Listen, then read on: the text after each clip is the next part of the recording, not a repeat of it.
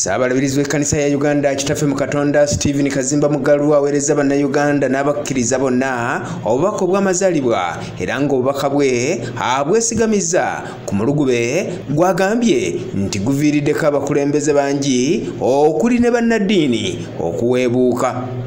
Tufunye abantu balina ebiseera birungi mu kulonda bulabe. Tufunye amabaluwa mangi n'abalala nga bagenda mu kkooti nga abakristaayo abafaayo naye nga bali ku nsonga nti bawulira obulumi nti omuntu waabwe musajja waabwe tayiseemu ate bagamba tayiseemu okulya obulabirizi. Abantu balowooza mu kulya buli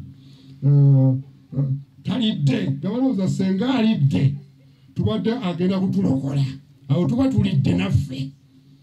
Bino bonna si byakulya, bino byabuweereza. Saabalabirizi era atongozza omulamwa gw'ekkanisa kwegenda okutambulira mu mwaka ogwa 2024. Ensonga enkulu ey'okwogerwako y'eno: oyo agenda okuzaalibwa n'ettundo lwa Yesu, ekitegeeza nti omulokozi. Ekigambo erinnya lino erya Yesu lifaanagana ery'Olwebbulaniya Yoswa.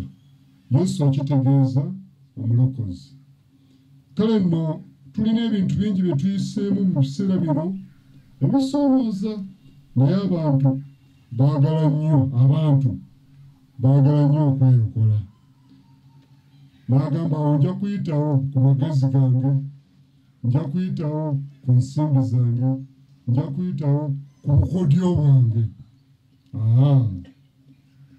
Obubaka buno bwetadde okubategeeza ku ssekukkulu eno. Tojja kweyisaawo, tojja kuyitawo ku lulwo. Yesu yajja okuyisaawo yalokola. Ono era anokodde ebimu ku ebyo ebisoomoozezza ekkanisa mu mwaka ogwa 2023 nga kuno kuliko olutalo olwabalukawo eruweero luno nga lwalemesa n'okulonda omulabirizi ow'obulabirizi obw'eruweero.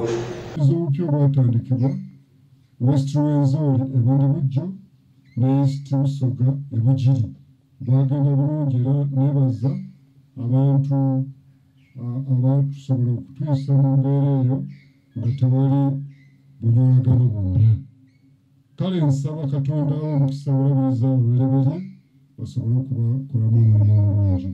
Saabalabirizi era anokodde ebimu ku ebyo ekkanisa byetuuseeko mu mwaka ogwa 2023 nga kuno kubaddeko okutongoza obulabirizi bwa mirundi 2. Matayo 25:26 agamba nti abafuzi ab'ensi babakoza akajiri, naye tekiri bwe kityo. Ffe bw'ayagala okuba omuweereza, bw'ayagala okuba omukulu anaabanga muweereza.